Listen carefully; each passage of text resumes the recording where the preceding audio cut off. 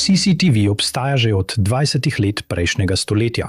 Tehnologija pa je bila izpopolnjena v 40 letih. Od takrat so CCTV kamere del našega vsakdana in spremljajo vse, kar počnemo. Pri policijskih preiskavah je CCTV dragocena sled, saj veliko kriminalcev pozabi, koliko kamer jih v vsakem trenutku opazuje. Številka 10. 32-letna Natalie McNally iz Lurgana na Severnem Irskem je novembra 2022 nedavno izvedela, da je noseča. Njen fant, Steven McCulloch, in njuna družina so bili navdušeni nad prihajajočim novim članom.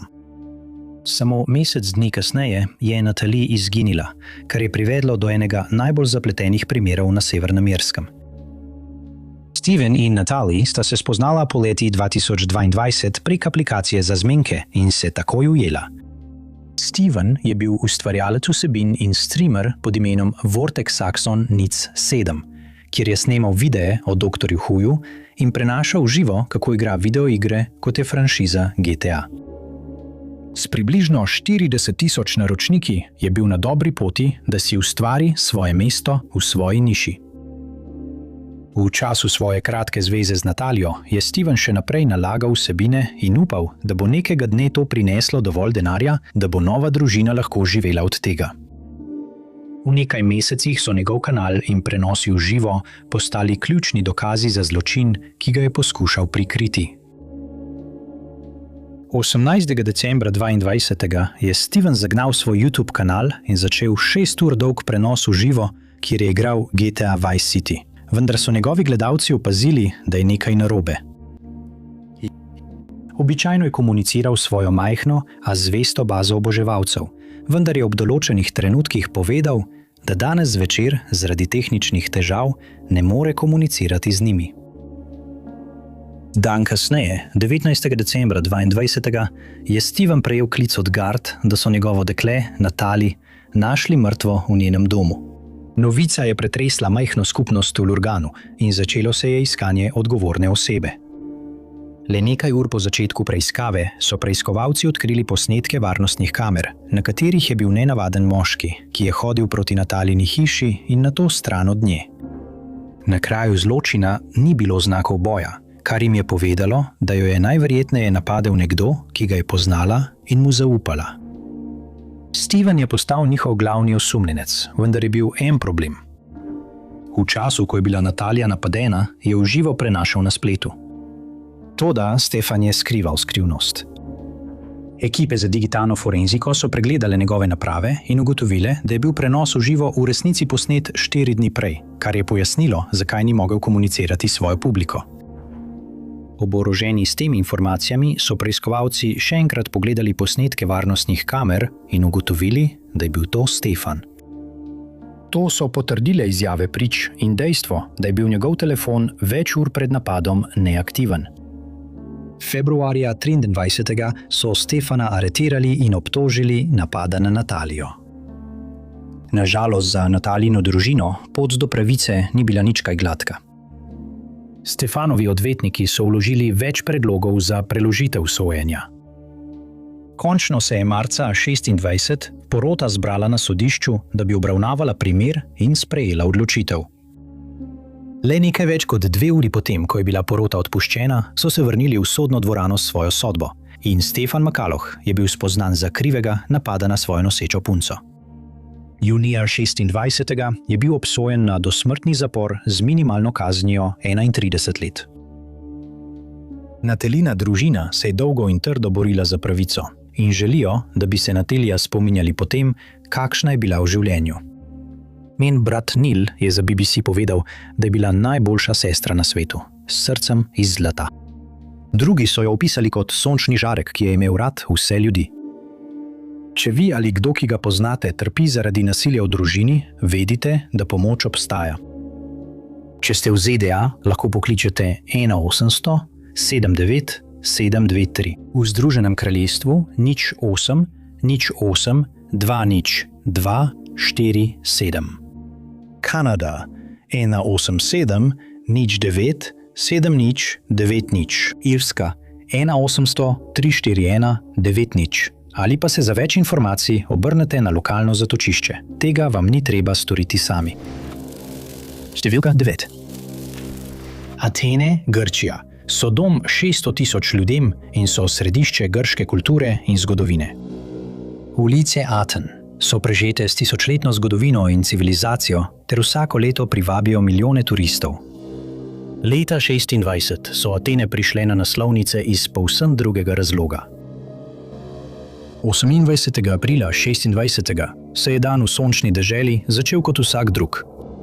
Otroci so hodili v šolo, odrasli pa so se sprehajali po ulicah in se pripravljali na še en delovni dan. Dopoldne je minilo, promet se je umiril, na ulicah so ostali predvsem turisti. Okoli 12. ure so se iz soseske Kerameikos zaslišali glasni poki. Sledila je poplava klicev na številko 112, nujno številko v Grčiji, saj so ljudje bežali za svoje življenja. Po navedbah prič so videli moškega v dežnem plašču, ki je skrival strelno orožje. Nekaj sekund kasneje je začel streljati na zaposlene in civiliste v stavbi Nacionalne varnostne fundacije, vladne agencije pristojne za pokojnine. Enega delavca je zadelo v nogo, ko je svoje sodelavce in stranke usmerjal na varno. V nekaj sekundah je moški zapustil stavbo, poklical taksi in odšel. Njegova naslednja potrjena tarča je bilo pritožbeno sodišče v okrožju Ambelukopi v mestu. Ker je orožje skril, je lahko brez težav šel skozi varnostni pregled in začel streljati na sodne uradnike. Poklicali so še večkrat in nenadoma so se grški policisti znašli razpeti med dvema prizoriščema zločina. Skupaj je bilo ranjenih 5 ljudi, 1 moški in 4 ženske. In zahvaljujoč varnostnemu steklu ter hitremu razmišljanju so ušli brez življenjsko nevarnih poškodb. Ko so bila prizorišča zavarovana in žrtve rešene, je atenska policija začela iskalno akcijo. Ker je moški napadel vladne stavbe, je policija vedela, da ima na voljo veliko dokazov iz varnostnih kamer, ki jih lahko uporabi. Enote za kibernetsko kriminaliteto so več ur pregledovale posnetke kamer po vsem mestu, da bi ustvarile digitalno sled gibanja svojih osumljencev. Nekaj ur po napadu so slike zaokrožile po medijih in namigi so hitro začeli prihajati. Tistega večera je atenska policija sporočila, da so v povezavi z napadi aretirali 89-letnega moškega. Posnetki varnostnih kamer so jasno pokazali, kako je moški vstopil v prvo stavbo, nato ustavil taksi in pobegnil. Policija je za aretacijo uporabila tudi izjave prič in forenzične dokaze.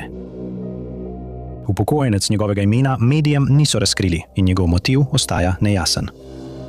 Viri navajajo, da je moški na kraju dogodka odvrgel kuverte in žrtvam povedal, da so one razlog za to.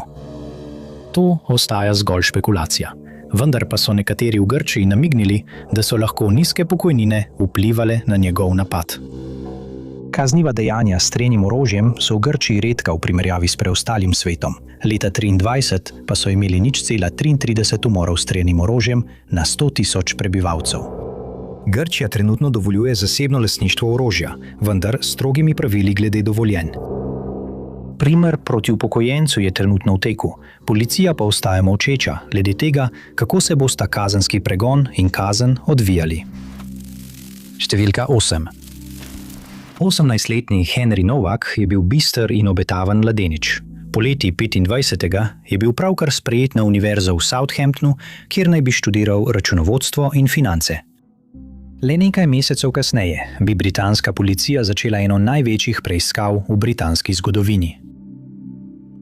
Do decembra 25. se je Henry že začel privajati na svoje novo življenje kot študent. Hodil je v pub, se spoprijateljil z ljudmi iz vse države in si pripravljal študentsko specialiteto – ramen rezance. 3. decembra je bil za Henryja povsem običajen dan. Odslušal je svoje zadnje predavanje v semestru, zaprl zvezke in začel pakirati, da bi se za božič vrnil domov. Tisti večer so se Henry in univerzitetna nogometna ekipa dogovorili, da se dobijo v svojem lokalnem pubu, da bi proslavili, da so preživeli svoj prvi semester kot študenti. Pijača je tekla v potokih, ljudje so klepetali in vsi so govorili o svojih božičnih načrtih. Okoli 11. ure zvečer so varnostne kamere ujele Henryja, kako vstopa v pub Hobbit. Nekaj minut kasneje je odšel, ne da bi naročil pijačo. Varnostne kamere so nato ujele Henryja, kako se je sam vračal v svojo nastanitev s telefonom v roki. Med hodžo je Henry začel snemati Snapchat video in ko je prišel na Belmont Road, je naletel na 23-letnega Vikrama Singha Digwo. Policiji je uspelo pridobiti video, ki prikazuje, kako Vikram odhaja stran od Henryja, medtem ko je Henry vpil: "Ti si slab človek." "Reci, da si slab človek, no povej." Po poročilih se je Vikram obrnil in odgovoril: "Sem slab človek," preden je Henryju iztrgal telefon iz roke. Potem, ko je Henryju iztrgal telefon, je Vikram izvlekel svoj kirpan, obredno rezilo, ki ga Sikhi nosijo kot del svoje verske zaveze, in začel napadati Henryja. Ga udaril v prsi, nogo in obraz. Prebivalci ulice Belmont Road so slišali pretep in takoj poklicali nujno pomoč, potem ko so videli, kako Henry omahuje po cesti. V nekaj minutah je na kraj dogodka prispela policija iz Hampshira in sprva aretirala Henryja, saj jim je Vikram povedal, da je Henry izrekel žaljive pripombe o njegovi rasi in veri. Zaradi te zmede policisti Henryja niso oskrbeli zaradi njegovih ran in šele 10 minut kasneje so začeli z oživljanjem. Reševalci so na kraj dogodka prispeli malo pred polnočjo. Nažalost je bil zaradi obsežnosti njegovih poškodb Henry Novak na kraju razglašen za mrtvega. Vikram Digwa je bil aretiran na kraju dogodka in odpeljan na policijsko postajo na zaslišanje. Med vožnjo na postajo je smel z njim potovati tudi žrtvin brat Gurpreet. Njun pogovor pa je bil posnet. Gurpreet je bratu svetoval, naj sklicuje na samoobrambo, vendar pa je Vikram opozoril, da je bila ulica polna kamer. Ko so slišali ta pogovor, so policisti iz Hampshirja pridobili vse razpoložene posnetke in uspeli ustvariti trden časovni potek dogodkov. Prav tako so lahko videli trenutek, ko je Vikram napadel Henryja, kar je potrdilo njegovo krivdo. Vikram je bil opozorjen in kasneje tistega meseca obtožen umora. Maja 26. po mnogih mesecih bolečine je družina Henryja končno dobila priložnost, da se obrne na Vikrama, ko je stal pred sodiščem. Lucy Ross, Henryjeva mati, je govorila o globokem in trajnem vplivu njegove izgube ter o bolečini, ko je morala svojim staršem povedati, da Henryja ni več. Poroti je vzelo nekaj manj kot mesec dni, da se je vrnila z razsodbo. Kriv. Porota je zavrnila Vikramov argument o samoobrambi in ga spoznala za krivega umora. 1. junija 2026 je bil Vikram obsojen na dosmrtni zapor z najmanj 21 leti. Policija iz Hampshirja trenutno vodi javno preiskavo v zvezi s primerom in kako je bilo njihovo ravnanje mogoče. Henryjev oče je govoril o zapuščini svojega sina in želi, da si ga javnost zapomni kot srečnega, navihanega in bistroumnega fanta z velikimi ambicijami. Prav tako je dodal, da ne želi, da bi se ime njegovega sina uporabljalo za ustvarjanje delitev, sovraštva ali napetosti. Henry Novak bo ostal v spominu po svoji ljubezni do nogometa, matematike in svoje družine. Številka 7. Primeri John in Jane Doe so pogosto najtežji za rešitev, saj morajo preiskovalci ugotoviti ne samo, kdo je odgovoren za njihovo smrt, ampak tudi, kdo sploh so. Primeri neidentificiranih oseb iz ZDA se zdijo deležni največ pozornosti, glede na to, kako organiziran je sistem, kot je NABUS. Številni primeri iz vsega sveta bi potrebovali našo pozornost prav tako močno. Valentinovo je dan ljubezni in praznovanja, ne glede na to, ali ga preživite z zakoncem, fantom, punco ali celo s prijatelji. Za policiste v Melbourneu v Avstraliji se je njihovo Valentinovo začelo nekoliko drugače.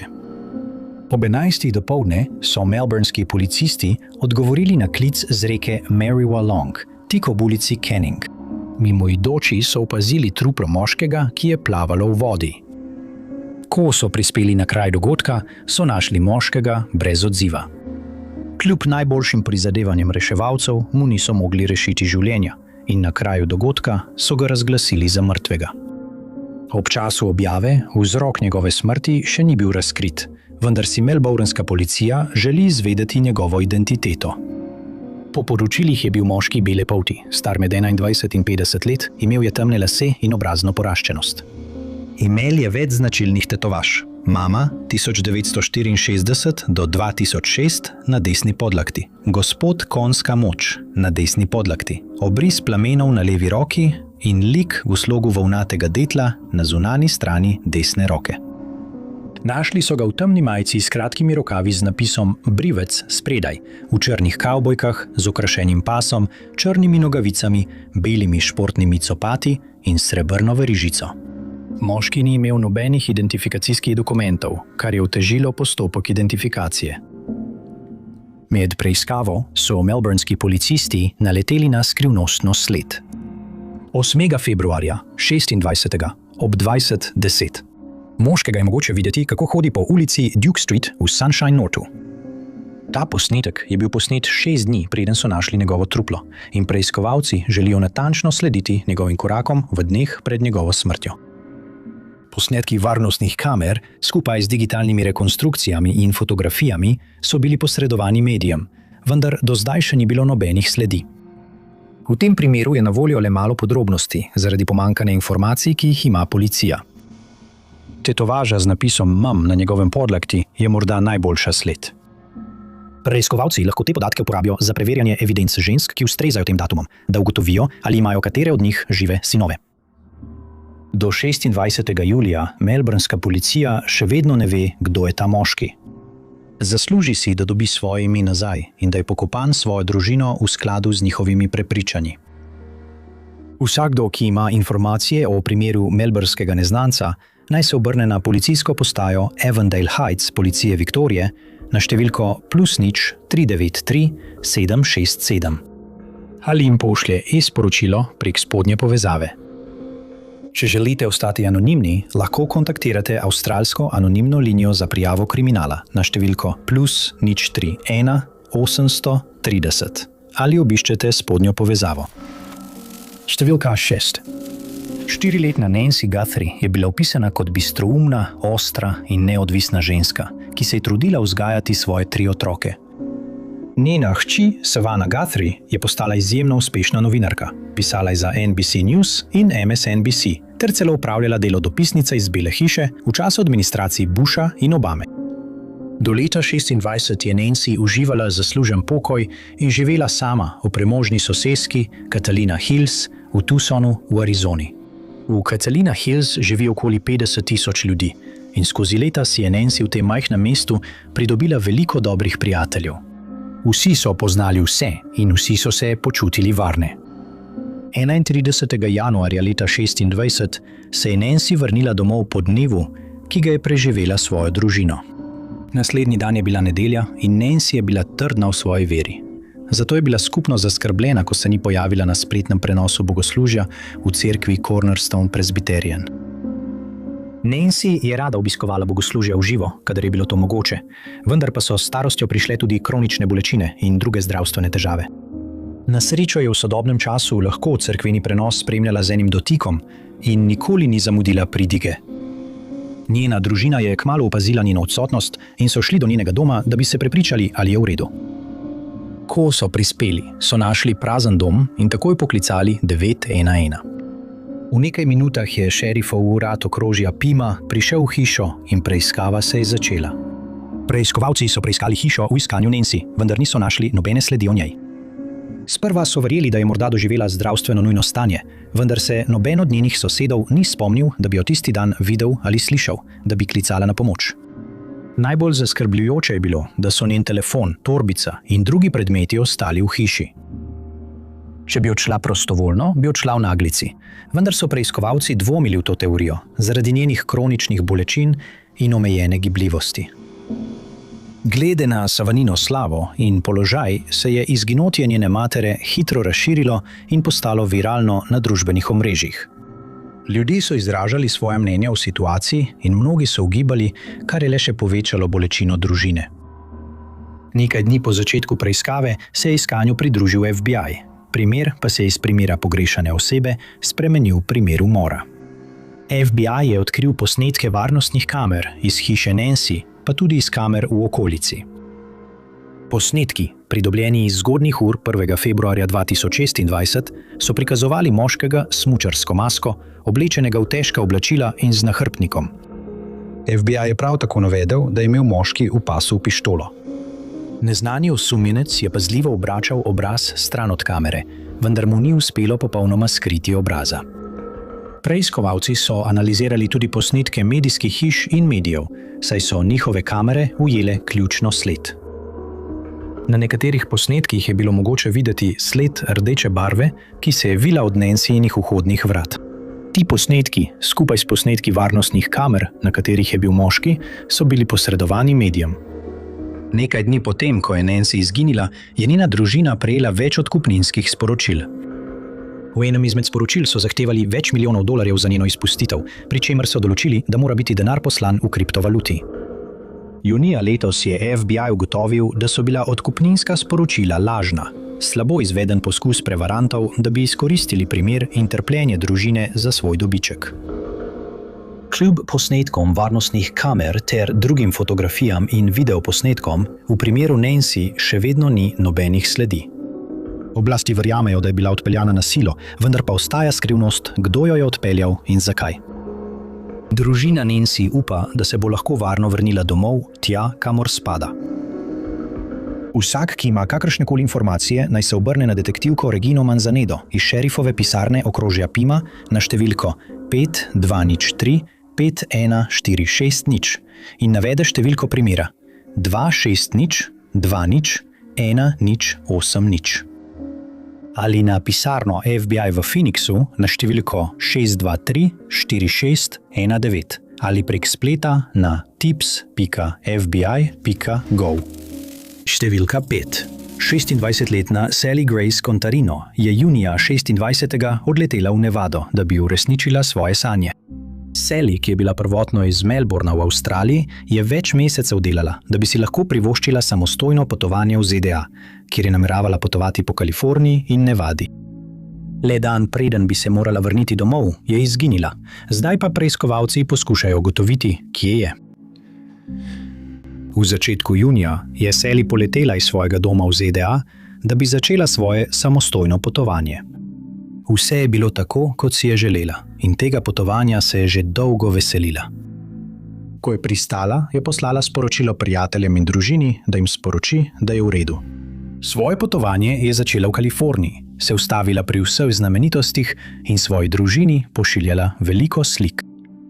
Ko je tam končala, se je preselila v Nevado, natančneje v Las Vegas, svetovno središče zabave. 19. junija, 2 dni preden bi morala leteti domov, je svojim prijateljem poslala sporočilo, ki je glasilo: Ravno se odpravljam na pohod na Lone Mountain, potem grem nazaj domov. Jutri letim nazaj. Vemo, da je Sally uspela brez težav zaključiti svoj pohod in se vrnila v središče Las Vegasa. Prišel je 21. junij in Sally so njeni najbližji pričakovali na letališču v Melbournu. Ko pa je zadnji potnik zapustil prevzem prtljage, je njena družina vedela, da je nekaj narobe. Stopili so v stik z letalsko družbo, s katero je letela, in ugotovili, da sploh ni prišla na letalo. Brez oklevanja so njeni starši stopili v stik s policijo v Las Vegasu in prijavili izginotje svoje hčerke, nato pa se je začela preiskava. Policija je začela slediti njenim zadnjim korakom in našla posnetke varnostnih kamer z 19. junija. Posnetek prikazuje Sally v baru in restavraciji Timbers Bar & Grill, osebje pa je ob zaslišanju povedalo, da je bila tam približno 2 uri. Zdela se je srečna in dobre volje in glede poleta domov 11. in 20. junija. Po obroku je peš zapustila bar in restavracijo. Nadaljnji posnetki varnostnih kamer so jo ujeli, ko se je vrnila v hostel bungalova na naslovu Las Vegas Boulevard 1236. Kasneje tistega dne, 20. ali 21. junija, iz poročil ni jasno, Sally je osebi v hostla povedala, da se bo vrnila po svojo prtljago, saj se je odpravljala na avtobus za Mount Charleston, severozahodno od Las Vegasa. Potem je niso več videli ali slišali za njo.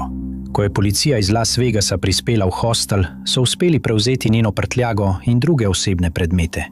Ugotovili so tudi, da njena avtobusna vozovnica za Los Angeles, od koder bi morala leteti domov, ni bila skenirana. Deli območja Mount Charleston so bili preiskani s pomočjo psov, vendar niso našli ničesar.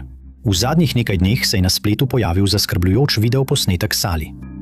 Video, datiran na 17. junij, je prikazoval, kako se je Sally približal zapeljivec pred trgovino 7-Eleven na Boulder Highwayu. Neimenovani moški pristopi k Sally in jo poskuša povabiti ven, vendar ga ona zavrne, saj ima fanta. Policija v Las Vegasu trenutno preiskuje video in moškega, ki ga je posnel, vendar za zdaj ni znano, ali je kakorkoli povezan z njenim izginotjem. V izjavi za javnost je policijska uprava Las Vegasa Sally označila za pogrešano odraslo osebo v nevarnosti in dodala, da je morda v hudi čustveni stiski ali potrebuje zdravniško pomoč. Policija se še ni izrekla o tem, zakaj menijo, da je v čustveni stiski ali da potrebuje zdravniško pomoč. Posnetek Sally pred trgovino 7-Eleven je pritegnil novo pozornost k primeru in čeprav je video sprožil številna ugibanja, je pomembno poudariti, da moški, ki je vpleten, ni bil obtožen in velja za nedolžnega, dokler mu krivda ni dokazana. Pomembno je tudi vedeti, kakšen čustveni vpliv imajo ugibanja na Sallyine prijatelje in družino, ki bodo naleteli na te komentarje na družbenih omrežjih. Sally Grace Contarino je opisana kot belka z rjavimi lasmi in očmi, visoka 5 čevljev in 5 palcev ter težka 130 funtov. Nazadnje so jo videli v sivi in modri jopici, džins kratkih hlačah ter črno-belih čevljih. Vsak, ki ima kakršnekoli informacije, naj kontaktira policijsko upravo Las Vegasa na številko 702 828 2907 in navede številko primera LLV 2 60 60 00 83886 ali pa jim piše na spodaj navedeni elektronski naslov. Številka 4. Škotska, dežela Haggisa, Kiltov, Dud in nekaterih najbolj prijaznih ljudi, kar jih boste kdaj srečali. Ko pomislite na tolpe in kriminalne družine, če niste iz Evrope, vam morda nikoli ne pride na misel, da bi bila Škotska dom teh skupin. Leta 2026 je dolgoletni spor med dvema največjima škotskima družinama končno dosegel vrhunec. Vse se je začelo 2. marca 2025, ko so v Edinburgu našli zažgan avto. V naslednjih dneh so podjetja v Edinburgu in Glasgow postala tarča obsežnih požigalskih napadov. 4. aprila je bila hiša na Hay Drive v Edinburgu požgana okoli 21 zjutraj. Požar je bil tako silovit, da se je razširil na sosednjo nepremičnino. Na srečo so gasilci uspeli pogasiti požar in nihče ni bil huje poškodovan. Vsak dan, naslednji mesec, so domove, podjetja in avtomobile napadali dve največji kriminalni združbi v državi. Družina Daniel in družina Lyon. 22. maja se je nasilje stopnjevalo, ko je bil 55-letni moški napaden na svojem domu v Glasgowu. Očividci so se spomnili, da so videli 4 ali 5 moških, ki so skočili iz črnega Range Roverja in začeli napad. Nato pa so se odpeljali stran. Škotska policija je vedela, da mora napade spraviti pod nadzor, zato je začela operacijo Portolič. Med preiskavo so naleteli na posnetke varnostnih kamer, ki so prikazovali 3 moške, kako zažigajo hiše po Glasgowu in Edinburgu. Ob koncu leta 2025 so bili v povezavi z valom napadov med obema mestoma aretirani 3 moški. 21-letni Marshall O'Hara, 22-letni Fraser Stewart in 21-letni Aidan McLaughlin. Tožilci so sodišču povedali, da imajo posnetke varnostnih kamer na zvoncih, ki prikazujejo, kako so 3 moški vlivali bencin v poštni nabiralnik, preden so ga zažgali. Trojica je bila med desetinami aretiranih zaradi spora, ki je prevzel Škotsko. O'Hara in Stewart sta prejela 7 let in 6 mesecev zapora, medtem ko je McLaughlin dobil le 3 leta zaradi že prestane kazni. V obrazložitvi kazni je sodnik dejal: Kot sem vam povedal, ko ste priznali krivdo, javnost tega gangsterizma ne bo sprejela. Spor med družinama se je za zdaj umiril, vendar policija pričakuje naslednji izbruh. Številka 3.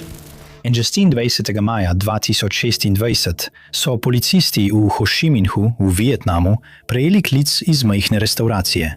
Tisti v restauraciji so poklicali, da bi prijavili umor, ki se je zgodil pred njihovimi očmi. V 24 urah je policijska uprava Ho Chi Minha razrešila primer, vse po zaslugi nadzornih kamer. Kmalu pred 22. uro je bila policija napotena v majhno, neopazno restauracijo na prometnih ulicah Ho Chi Minha. Ko so prispeli, so našli truplo 24-letnega Lorenza Lamaluja, avstralskega državljana.